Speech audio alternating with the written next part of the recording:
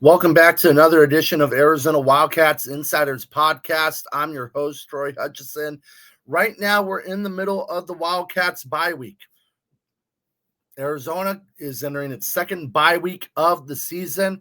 The Wildcats are coming off of a very disappointing loss to Houston, where the Wildcats found themselves trailing 28-14 against the Cougars. After taking an impressive 14-7 lead, Arizona couldn't add on. They couldn't tack on. They got stuffed on a fourth down attempt, giving the ball back to Houston. They scored. Then they score again right before half, taking the lead. A very good first quarter for Arizona. A very underwhelming and sloppy second quarter. And then that was followed up by one of the drives of the season. Houston just methodically ran the ball right down Arizona's throat.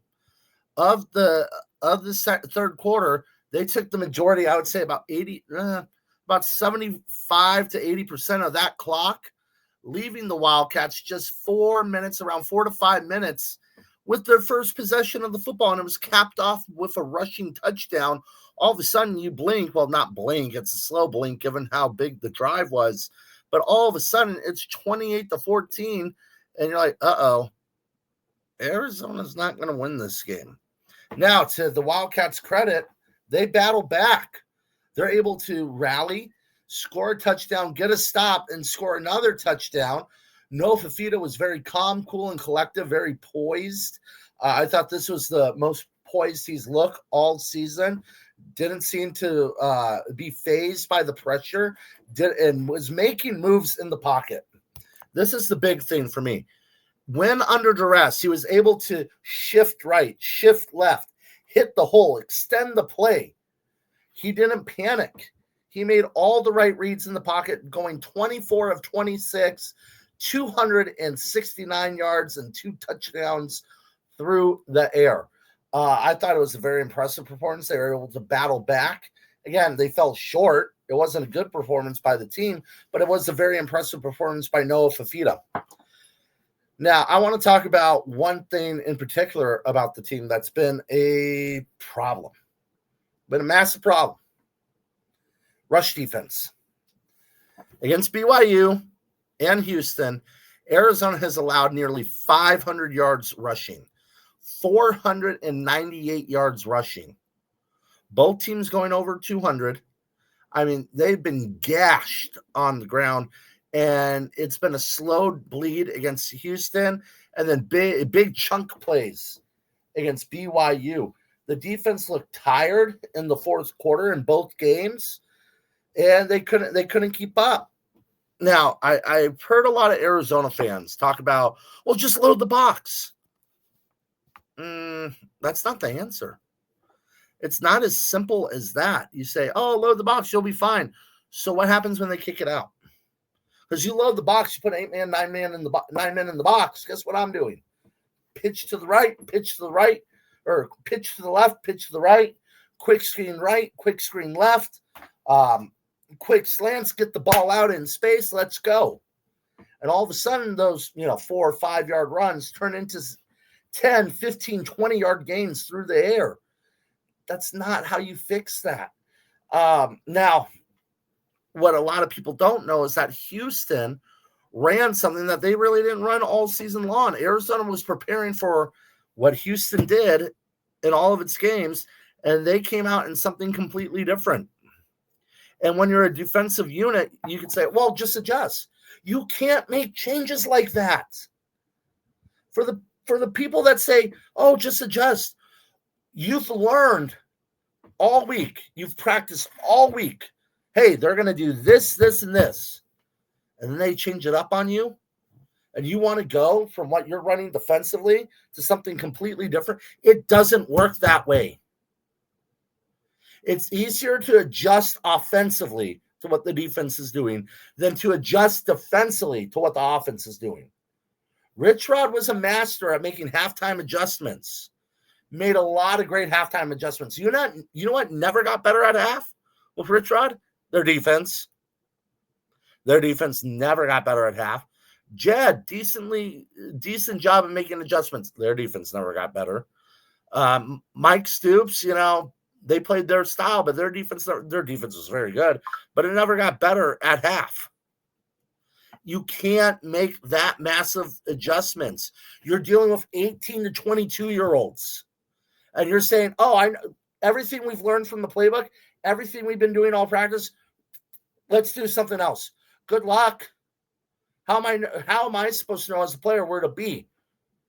Am I going to be 3 yards downfield this way or 2 yards downfield that way? Do I need to backpedal now or backpedal then? When do I need to go? It's not that easy, guys.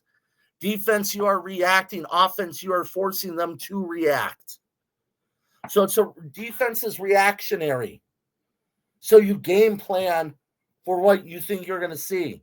It's all about read and react. Offense is scan the field, read, and determine. You don't have that opportunity on defense. If you're scanning the field to determine, they're behind you. It doesn't work that way.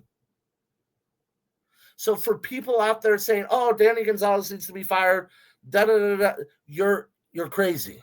I'm sorry.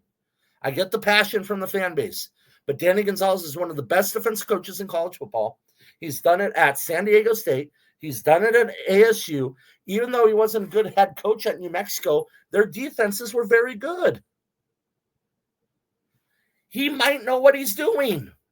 And for the people that say, you can't play a 3-3-5 in power football.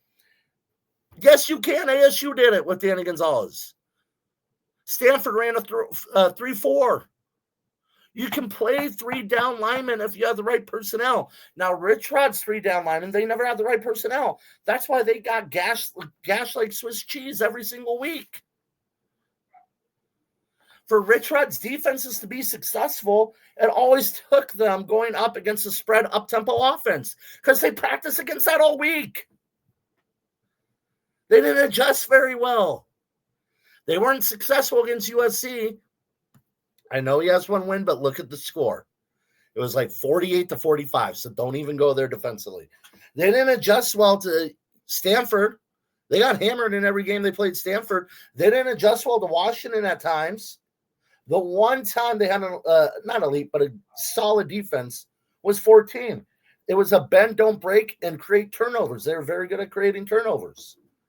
This defense that Danny Gonzalez has in this defensive unit, this is a very good defense and a very good defensive unit that has been gashed the last two games.